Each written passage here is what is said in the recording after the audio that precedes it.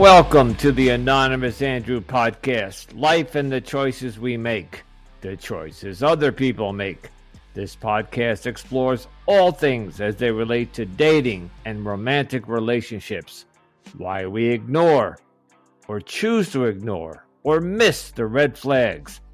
Red flags like gaslighting, cheating, lying, narcissistic behavior, deception, addiction, and so much more. Join me each week as we continue my journey into the modern dating world with my weekend rants, anonymous guest dating stories, and experts who share their wisdom so we can better navigate the dating terrain. If you are new to the show or have been with me from the beginning, hold on tight. The Anonymous Andrew Experience.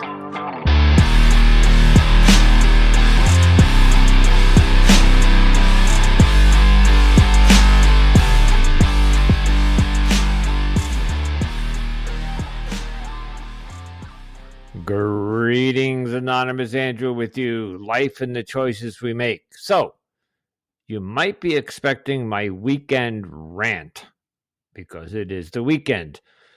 However, I am bringing to you today, well, let me start by saying I'm backed up on recordings. I have done many recordings last year, especially during the summer, and towards the end of the summer, I did many recordings, and I have not had the time to air them.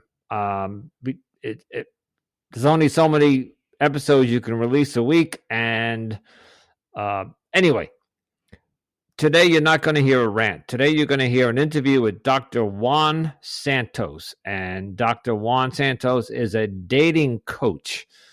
And I just want you to keep in mind that this was recorded, today is January 20-something. I forget. I don't know. 20th, January 20th. So this was recorded September or October of 2023. So some of the things you might hear me say that I say are outdated about where I am in my recovery, my journey, I should say. So just keep that in mind because you might hear something that contradicts something I said like a week ago. So, okay. This episode, Dr. Juan Santos, enjoy this, and next week we'll resume the Twin Flames universe investigation. I have lined up several episodes, including somebody who's going to come on and talk to us, and they have some inside information on TFU. I would like to thank two support groups on Facebook, and I'll mention them at the end of the podcast. I just want to get to the interview now, so I do Dr. Juan Santos justice. Enjoy the interview, and we'll talk to you on the other side.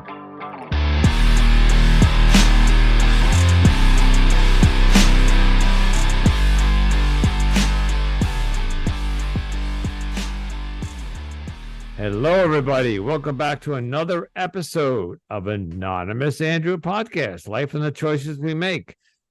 This evening, I have a guest, and his name is Dr. Juan Santos. Good evening, Dr. Santos.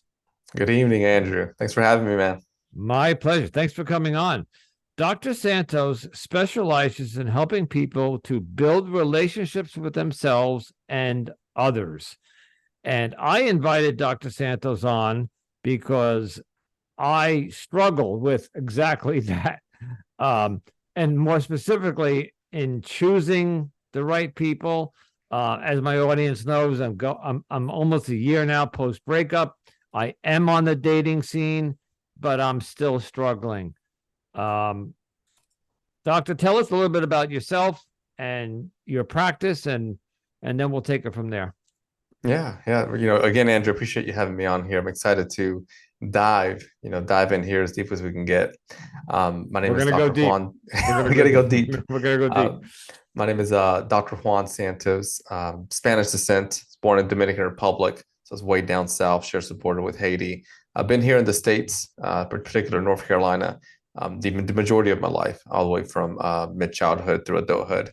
I'm a practitioner by trade in the mental health area. So working with patients all the way from anxiety, depression, and so forth. Also do a lot of coaching on an international level where I work with individuals, focus heavily on my cup of tea, which is relationships. And in particular, relationships focused on that mirror, right? The reflection is you being able to build a healthy relationship with yourself, right? Loving yourself, building yourself up, and growing into what we call that best version. And then while doing that, I support individuals in building healthy relationships with those in their lives. That's your neighbor, your parents, significant other. And this conversation, Andrew, I'm excited about. A large majority of the clients that I work with, it's focused on dating. Especially now, I think we're in this era of dating apps. You pick up your phone and you're swiping and you're hoping for the best, right? But sometimes things don't work out in that way. So I'm ready. I'm eager. Let's see where we take this. All right, and he's giggling or laughing because I'm shaking my head up and down like it's a mess out there. I'm currently on, I think, 3 or 4 dating apps, and that's just the ones I subscribe to. I'm on another 6 that I was on, but I let expire.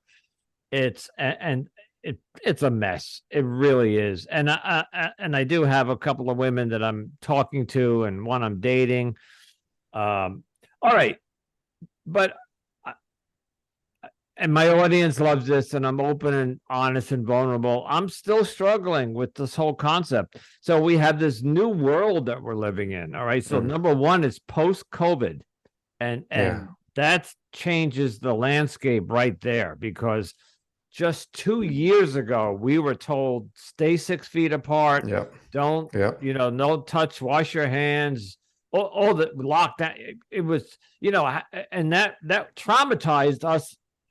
Not just America, but globally, it traumatized us. And now all of a sudden the gates open up and say, all right, now you can go back out and play now. Rush in. Yeah. And so that's just one factor. But then you break it down into a more personal level, where somebody like myself and anybody else listening, and some of your patients, I'm sure, where they just came out of a horrible, traumatic infidelity relationship where they were hurt badly.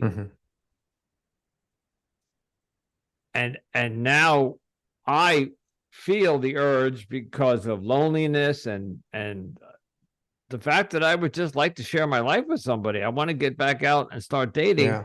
And yet I find I'm struggling with that. Any thoughts on that?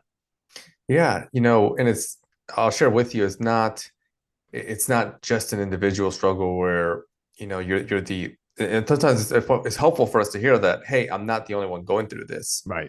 If I did an assessment and all the clients that I coach focused on dating, and typically it's men that I work with, the majority are coming in and sharing a lot of that, sharing that COVID came in and threw a curveball, sharing that they're wanting to get back out there, but there's a struggle. Here's one fun area I start with, and guys a lot of time relate to this. Imagine playing whatever sport you're into without the rule book, right? You're getting out there on the soccer field, but you're putting 20 players out there versus the specific number that's supposed to be out there, right? You're playing football, but you got 2 guys and your other team's got, the number they need. So what that means, Andrew, is before dating, really think about what's your rule book, right? Why are you getting out there? What are you looking for? What hole are you trying to fill? And do you have the equipment to fill that hole? I don't. Yeah, I'm going to be straight up honest.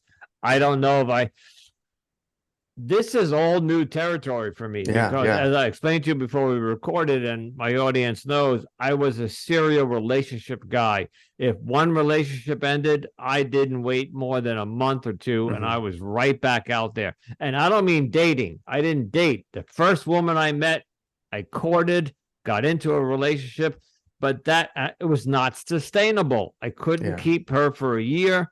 The last one was maybe 2.5 years almost. One before that was 18 months. One before that was 1 year.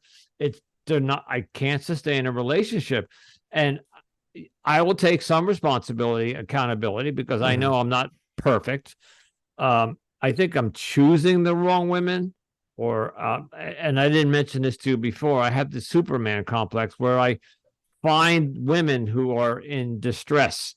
They have either issues or baggage or trauma in their background, and they gravitate towards me, Yeah. and I choose them, and I think I can fix them. And this past year, I've been single for in about 20 days or so. It'll be officially 1 year since I've been single from the time of this recording. By the time the audience hears this, it will be over a year. And I don't know. I've been on a few dates, and but I'm lost. Yeah. Yeah. I think you're pointing a lot of the items that many of us really struggle with, and is going into that dating game, and we're struggling. And you pulled out really strong indicators, right? You pulled out the Superman complex. You pulled out going in there and maybe finding women that are in distress. So sometimes when we know those things, it's important for us to look at them and go, I'm going to run in the opposite direction of this. I think within that layer, though, what's helpful is to look at what is a healthy relationship, right? So when you think about a healthy relationship, and it's a consensus across most books when they highlight the definition of one, it's two people that have autonomy.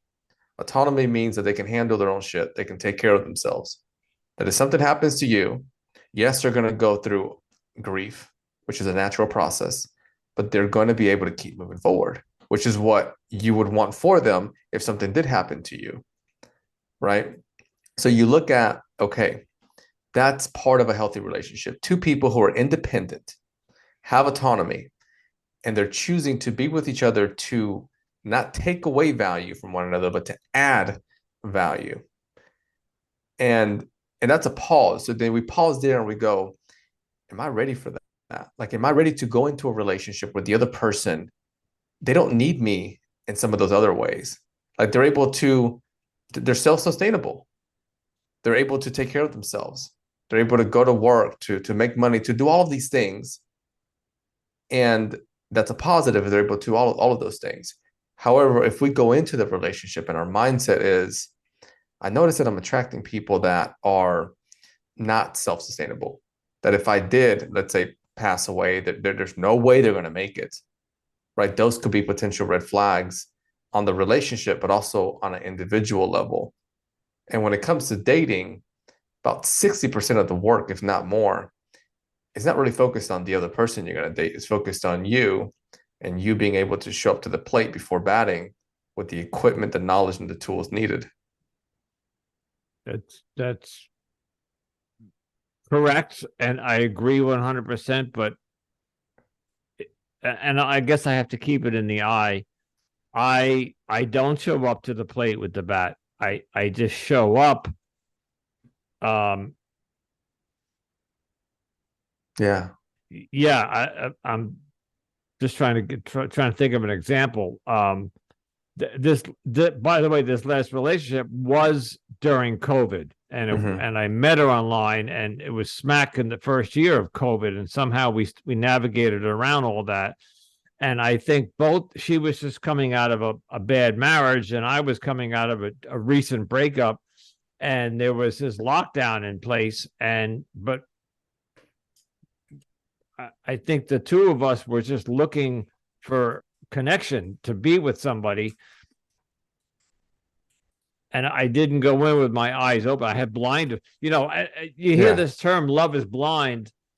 and now I understand truly what that means, because sometimes you go into a relationship, or maybe not even a relation, maybe just a dating scenario, and you're blind. You're not looking for the red flags. You're just, in my case, I'm just so happy to be out with somebody having a great time, and the blinders are on, and you're not looking deep into that person and say, oh, there's an issue, and and I really don't want to do this to my audience, but my last relationship, I did see the red flags early on. This woman sat on my couch and gave me this trauma. We trauma bonded, and that's a no-no. And Yep, that's a and I, no-no. yeah, but it was COVID, and we we were together, and we were spending this time together, and we were basically locked down for the first 6 months. I almost felt like, on top of the fact that she was gorgeous, I almost felt like if I didn't have her, who else am I going to be with? So I went with it. Anyway, you get the idea. But now Yeah. that's not the case now. The case now is that I'm single, and I am. You talked about being able to, I think you said, sustain ourselves. Like, so I have a job, I have a home, I have a car, I have a life. Yep. It's important though there too to also look at there's the things that we have, and this goes into dating. There's also cognition, right? So there's a term called cognitive distortion, just an example. And what it basically means is different thinking errors. So here I'm gonna give you an example of one. I wake up in the morning, it's 8 a.m., and I have a fresh cup of coffee, and I'm drinking it, sipping on it, and a little bit spills on my shirt. And I go, fuck, my whole day is ruined, right? It's 8 a.m., 2 ounces of coffee's on my shirt. The whole damn day is ruined. Yeah. And I have the option now to hold that belief and walk with my head down, my shoulders down, irritable the entire day. And that's a thinking error. So when it comes to dating, one area that we often struggle with is we may think that, well, I got a job, I've got this, I've got that, so I'm ready for this. Well, we also want to explore our thoughts. And I'm going to pull this one out because the one that you shared, it's a common one. And again, it's important to know that we're not alone on this. A common one that a lot of individuals who are dating often share with me. And it's where they'll mention something around the block of, if I don't have this person, what else do I have? Right. So you think about that and imagine this, Andrew. One partner goes up to the other and they're dating and they go, hey, I'm going to tell you something. If I don't have you, I don't have anything else. What else do I have? Is that okay for you to live with that? And I bet most people are going to be like, no, I don't want that weight on me. I don't want to carry that. That's heavy. Right. And they're silent to us, those thoughts, but they weigh so much and they're impactful when it comes to dating. I think the other area when it comes to dating, and this goes back into the example I shared with you of knowing the rules of a game, is people date for many reasons. Some friends with benefits, some are going in there to maybe recover, whatever it may be.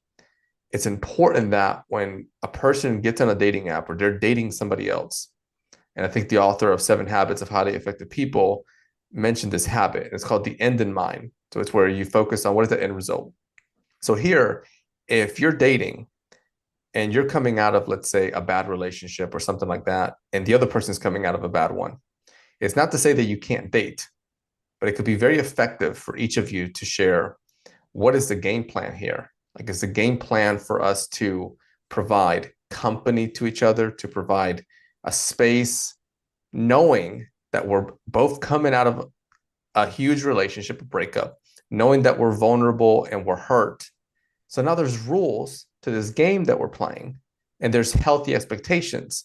And those expectations could be that more than likely we're probably going to be friends in this space. We're going to fill some sort of holes. Maybe we're going to try certain things out, but this relationship may not be the one that's going to be permanent. And as it reaches a necessary end, we accept it because we know that end result before even approaching dating.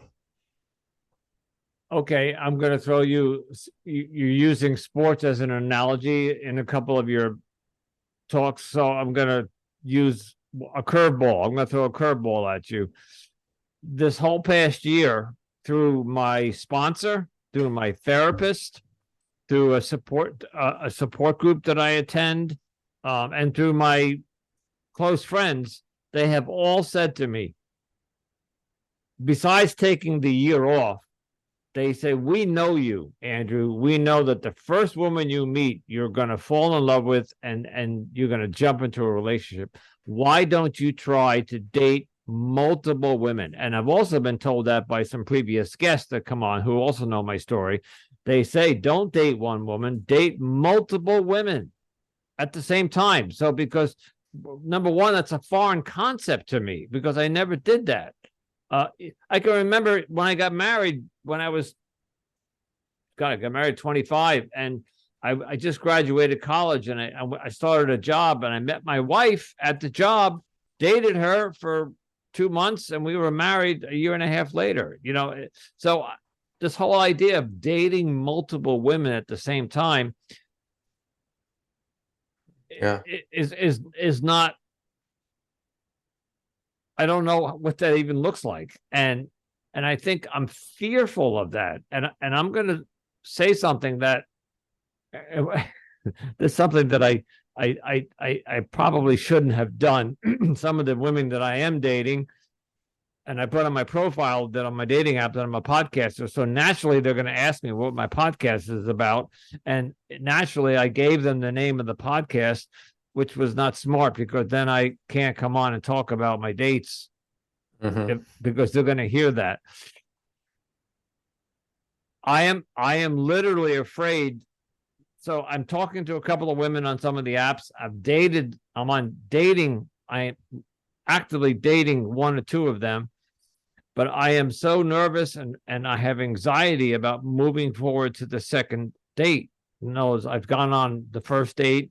We had a great time, and I'm nervous about the second date because I know myself. I know how I think, and I know what I've been warned about, that if I focus on one person, even two people, I think if let's say I date three women in the next month, and one of them I really like, I'm now going to have to make a choice and let the other two women know that I'm no longer interested. And all of that, again, is foreign to me.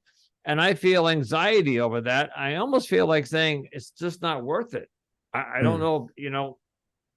Yeah, that is a curveball, and it sounds like you've got a team around you. So, from my end, that I don't want to step in anybody's toes there. No, I go can for it. I can hit it I can hit this curveball from a different direction. Right, I'll be Please. King Griffey Jr. up there and hit it to the opposite side.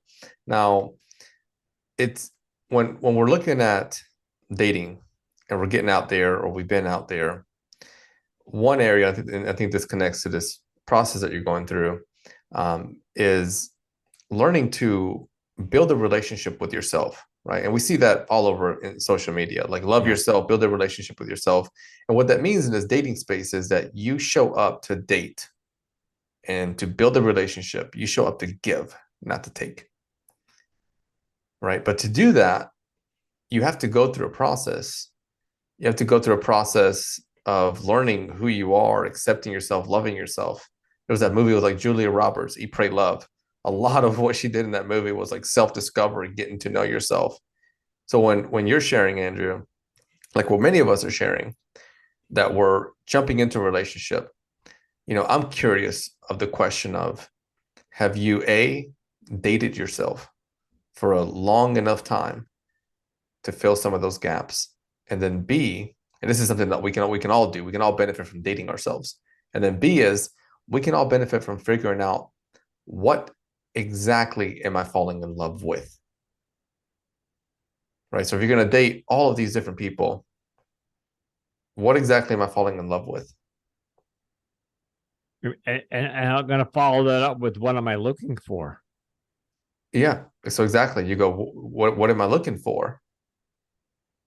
And are you aware of that?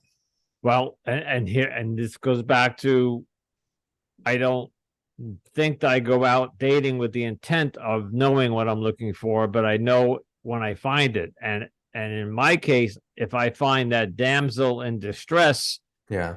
we go on a date and I hear about her trauma or her last relationship, or my daddy beat me, or my daddy abandoned me, or I'm just giving an example. There's not anybody I'm dating right now, but it has happened.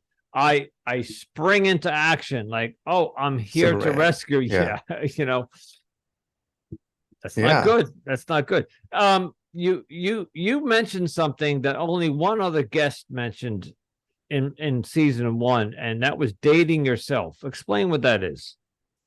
Yeah. So dating yourself, it's a big area. And it's one where I get a lot of resistance from the clients that I coach. right? Because they're like, what the hell does that even mean? It's exactly what I'm asking. Exactly right. So you go into one way to look at it is you're going out there and you're dating. So then I would sit down with a person and go, what are you looking for? And they go, well, maybe I'm looking for somebody that treats me with kindness. I go, well, you know what? For the next 30 days, I want you to date yourself and treat yourself with kindness. Learn how to give yourself that, learn how to receive it. What else are you looking for? Well, hell, I'm looking for somebody that will do things with me, like go to the movies and this and that. I go, great. For the next 30 days, I want you to do things with yourself. I want you to take yourself out to the movies. And what happens is you become very uncomfortable. You Yeah. become very resistant to it, but also you become very independent. Independency, right? That term is extremely important in relationships to make them healthy, right? Because when we first started, you mentioned the term codependency. Yeah. So we want to run away from that thing. And to run away from it, we develop its counterpart, right? Being independent, having autonomy, holding your own space. Dating yourself, Andrew, is also getting to know yourself. So being able to look at, you mentioned you go in relationships and there's not necessarily a game plan. Well, more than likely, you probably don't go into other areas of life like that, right? We don't take a job and we don't care to ask how much am I going to get paid or when do you need me to come in. Like we ask all of those questions, right? You go get your car filled up, and if somebody fills it up for you, we have some questions. Well, how much? What do I owe you? Right. So in many aspects of life, we don't just go with the flow. We get all of the details in order to make an educated and a wise decision. So here, dating yourself means that we figure out why do I do that here in this category of my life? And that could lead to digging up childhood experiences, past relationships, and so forth, right? So it goes pretty deep, but it's a really pivotal area. I find it to create a lot of success in the individuals that I work with. When they spend time there, they see the benefit within their future relationships. Okay, I'm going to ask you a question that I think might be a part B or in parallel with dating yourself. So I understood your whole concept, and I explained to my audience early in the summer that the past 3 summers I went to the beach with this ex-girlfriend every weekend, and this year I'm a beach guy, and this year I had anxiety about going to the beach, and everybody said to me, "Well, just because I didn't have anybody to go to the beach with." Mm-hmm. They said, go down by yourself then. Grab a Yeah. chair, grab a book, I'm a podcaster, bring your Yeah. earbuds and listen to a podcast. I did that. I finally forced myself to do that. There you go. Go Going to the movies, I would do. I just Mm-hmm. in my mind going out and spending $30 on a movie when I'm paying $80 a month in streaming. I could watch Mm-hmm. any movie at home. Yeah, I Matter of got fact, you. I just watched one right now. But I get the idea of going, Yeah. maybe just going to the theater by yourself. But Yeah. here's the question I'm asking. Uh, I used to never treat myself to anything. I'll give you an example. I'm a tech guy. My job is in the IT world. Mm-hmm. So I will buy the latest iPhone when it comes out. I have a brand new Mac because I need up to date technology and things like that. But the little things, like my first year of the relationship I just came out of, I didn't have an Apple Watch, and she did. And she said to me, "Why, you're a tech guy? Why wouldn't you have an Apple Watch?" And I just said, "I don't know. That's just not something I would spend on myself." Well, she bought it for me for Christmas. So Mm-hmm. buying your is treating yourself to things that you normally. I normally never spent anything. I buy the things that I need to sustain a lifestyle. Yeah. Whatever you would find around your house, and make sure the car is maintained, and my hygiene. I'm also very healthy. I eat very. I'll give you an example. I have a couple of issues with my cholesterol and Mm-hmm. A1C, so I'm on this real strict diet. I was at the supermarket today, and I got tired of buying vegetables, fish, and fruit. Vegetables, fish, and fruit every single week. And I, I don't know where it came from, but I found myself in the ice cream aisle.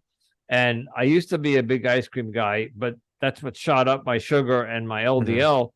I bought myself 2 quarts of Haagen-Dazs today. I'm sorry, 2 pints. And that's so out of my norm. I haven't had ice cream. Well, I did have ice cream once over the summer, but it was on the boardwalk. Is something like that taking Yeah. care of things like that? Yeah, so I think you're hitting it from two different angles, and there's a bit of separation from them. So it sounds like in a lot of ways you've treated yourself, and it sounds like in a lot of ways you're okay living a certain lifestyle. Like you may be okay not having the newest watch. Um, so there's that category that's a little bit separate, and then there's the area of a relationship and how getting to know yourself and treating yourself can impact the relationships. I'll give you an example. I was recently working with a gentleman. We'll put the age range between 40 to 50. And the individual worked very hard in his life. So they were very well off. And they noticed that they had this dating sequence, a dating history, if we looked at, where they would go in and they would splurge and buy the individual things, right? And we look at it and go, that's nice, right? You're buying this one, that, and you're buying that one, something else really nice. And he was curious. He's like, well, none of these relationships are working. And I'm doing, what I see on TV and what I see everywhere, where you take care of the other person and you treat them like a princess and so Mm-hmm. forth, right?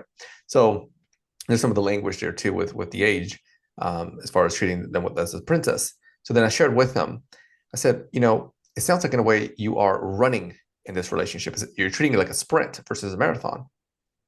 And sometimes what can take place is that if you go on maybe one date or two or three dates, and already you are choosing to pay for every meal, or you are splurging and purchasing all of these items for them, it may impact empowerment, right? So empowerment connects to you being able to do things for yourself. But if you feel that someone's always saving you, it removes that component. The other category is that with a healthy relationship, and we often see this one in really unhealthy relationships, and it's where something really bad happens, like maybe one person cheats on the other, and then to amend, that person says, you know what, I'm going to take you to a vacation, right? Take you on a cruise or something. So it's this huge event. So when we learn to treat ourselves, Andrew, it teaches us the process of it. Like, what, today I worked really hard. I got up at 5 a.m. I went to work. I put 8 hours. I'm going to go get myself those shoes that I've been saving $5 for 6 months for. Yeah. Right. So then you use it in there versus, you get up and you're like, I didn't do anything, but I'm going to spend money that I don't have. Now I'm in debt. Right. So there's those two huge differences there. I'm hoping that made sense in that space of dating. Yeah. No, it does. It does. Um, okay. So, wow. All right. So I've accomplished some of the dating myself things over the summer. I have done many things this summer that I normally would want a companion to do. Yeah. Bicycling, Good, like I good. said, going to the beach, going on walks. I did them. I Yeah. was asked, told by my support group that you need to go out and do these things by yourself, because I always say that I don't have anybody to take a walk with. I want to take a bike ride with somebody. And they said, why can't you take yourself? So I did all that stuff. Okay. Awesome. All Yeah. right. So now I'm ready to date, and I am dating. Um, but I have this fear of, like we spoke about before, of um, it's just a foreign concept to me of going on multiple dates, and I have a fear of dating. I think that's what it comes down to, because I just don't know what that looks like in my world. I have never done that. Yeah. The Well, I cut you off there. Keep going. no, Yeah. I'm looking for an answer or guidance as Yeah. to how to move So forward with that. yeah, and again, not alone here, right? This is a common area that many individuals that are in the dating space have. So you can hit it from different angles. One is you look at how is this fear born, right? If the fear now is a plant in your house, at some point it was a small plant and then a seed, and you look at, all right, where did this come from? And often when working with different individuals in the dating space, is rejection. It's failed relationships, right? Shit's not going in the right direction. Next thing you're 28, you're 30, you're 40, you're 50, and the years keep going, and you find yourself not in this life that you thought you would have had. And that reality, it could hurt, right? To the pain that it's suffocating. Yeah. Yeah. And the antidote to fear is action, right? So we keep that area really mindful. We go, okay, the antidote to fear is action. So that means I have to do something. But then we go, what? Like, what is that thing that I need to do? And it's helpful to work backwards. It's helpful to pull out some of those terms and think about, okay, I'm fearful of rejection. I'm fearful that I'm going to end up alone. So then from there, you have the power in you to rewrite this whole game that you're doing, Right. right? The game, we're just going to use the word term game, and we're going to call it dating. And it does not have to be that you're dating someone for this person to be your forever person, Okay. right? We just throw the whole term out. We're not even dating. You're trying to get to know someone for a certain amount of dates to see if this could be a friend. But before you make a friend, you need to figure out, are you a good friend? And how does a friend need to show up in your life? Okay. Right. So then that could bring us to a whole conversation of boundaries, getting to know those. Okay. Something just popped into my head. In the dating app world, Mm-hmm. it could literally take, I'll again talk about my experience, a week of swiping, and I like you, I like you, I like you. Oop, we matched. And then there's this back and forth texting for a day, and sometimes they ghost you, sometimes they, it could be 2 weeks before Mm-hmm. you actually get a phone call from somebody, and then you finally say, hey, let's go on a date. So the point is, going, let's say, from no dates to having a date could be 3 weeks, and then I get that date and I go on that date, and now I'm afraid to go on date number 2, and I'm seeing Yeah. somebody right now, and she has already reached out to me 2 times and asked me for a second date. One of them didn't work out, for it just didn't work out. But the second one I turned down, and I made it. I didn't make up an excuse. I actually had a podcast interview, and it was a last minute thing. But the point I'm getting at is that I think I'm self sabotaging my dating life. Mm. This may not fit here. I had somebody I worked with, and they shared very similar words. So then I asked them, "Are you are you afraid that you are going to sabotage this process?" I think I'm afraid I'm going to choose one or two things. Either I'm going to fall for that person too Yeah. quickly, like, because that's my MO. Mm-hmm. I fall Yep. for them quickly, and that's why they tell me to date multiple women, because you can't fall for 3 women at the same time. I mean, I guess you could, but it would Mm-hmm. be irrational. But I'm also just afraid to commit, or that it will become that's no. Let me take that back. I'm afraid to get into a relationship too quickly, and I think that again, 63, and I've been doing this. So let's say I started dating in my late teens, so that's 40, Mm-hmm. 35 years of doing the same thing. I have to break this habit, this cycle that I'm in, and Yeah. you're asking an old dog to do new New tricks. tricks. you know Yeah. But look, you answered it in an interesting way. That's the same answer that I got from the other individual. And what I shared with them is can be tough to receive. But if the answer is that you're more afraid of yourself than of the other person, then that takes you right back to that position of, I got to get back into getting to know myself and to dating myself. And sometimes we can look at our history and go, well, I've been dating for 30 years, 40 years. Well, you know, that's good. That means you've got a lot of experience. But if you dig deep in there and you comb it, right? Fine comb it, if that's the way that you say that, that may mean that you've been doing something for 30 or 40 years that has created the result you see in front of you. Right. And that you're right, it's tough to learn a new trick. But that also means that if you keep playing the game with the same rules that you've been playing it, the game's not going to change. Yeah. And one thing did change, and we didn't talk about it, and the audience knows about it, but I don't think they're taking it into account. Also, there's sobriety involved here. So prior to my getting Yeah, sober, wonderful. thank you. Prior to my 8 years of sobriety, there was a lot of drinking and drugs involved, and Yeah, that is a it's a game completely different, changer. completely different playing field. So I would seek out other alcoholics or drug addicts, and they would become my not only my romantic partner, but my drug and alcohol buddies. But in the world of sobriety, it's a whole different world. Yeah, So, but the good news is that I have 8 years of eight sobriety, and years. I'm comfortable not drinking and being in my own skin, as opposed to somebody who was maybe 1 or 2 years sober. So, all right, Doc.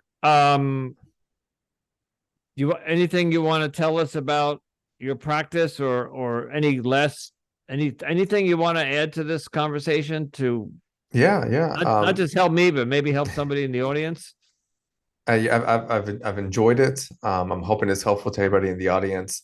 I wanted to mention one other one. We talked about this earlier, and it's when we're dating, and a lot of people do this. They'll date, and you kind of just I think you used the word "love is blind." It's like blind, right? Your eyes are covered, and you're just going in there to see what happens.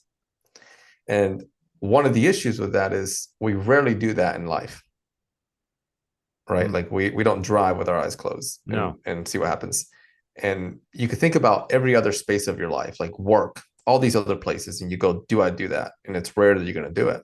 no, So the risk in that is the happy hormones, right? The happy chemicals, your dopamine, your endorphin, and serotonin, and so forth. So in a very basic way to look at that is if you go into dating, I see a lot of guys do this, they'll go into dating and there's not really game plan. There's not a game plan, which is error number one. It just increases the likelihood that there's going to be a risk.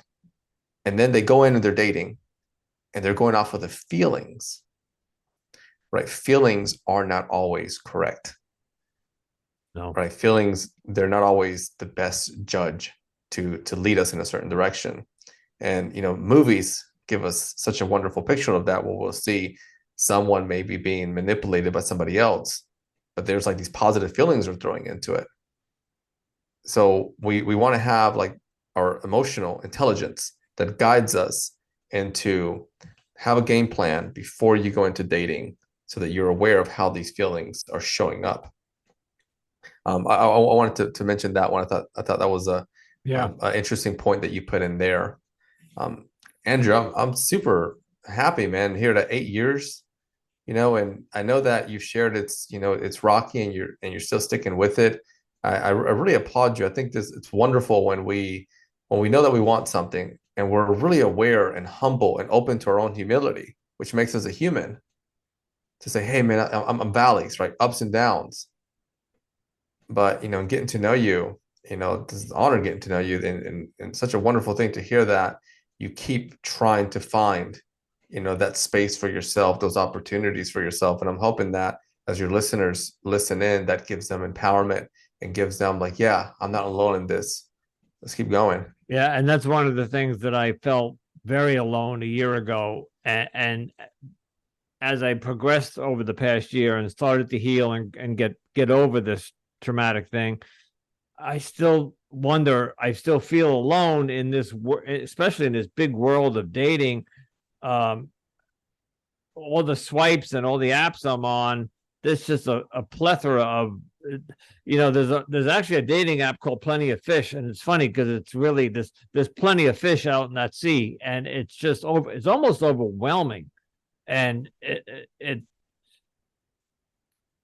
that's a topic for another day though. So, um,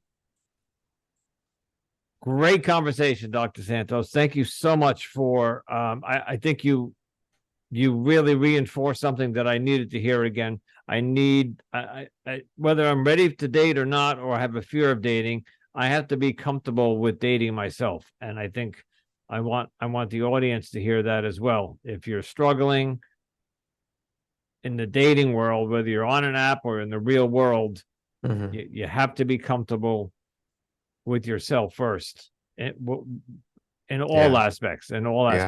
So, and I really like that idea of date yourself. There was only one other person who mentioned that, and now I've heard it twice. So it's a real thing. So, all right, Dr. Santos. Thank you very much. Maybe we'll have you on again in 6 months or so. We'll give you an update. Love to. See. All right. So thank you so much for joining me tonight. And where can we find you online? Yeah, online website is Juan B. Santos. You can find me if you're on social media. Social media, it's DR for Dr. Juan, first name, Santos, last name. Okay, and I will put all of that in the show notes. And are you on the Instagram and social media and all that? Yeah, so that was the DR Juan Santos on Instagram, right. TikTok. And if you're looking for a relationship coach, let me know. All right. And I highly recommend Dr. Juan Santos. Again, thank you for taking some time out to spend with me, and we'll talk to you soon. Thank you. All right, Doc.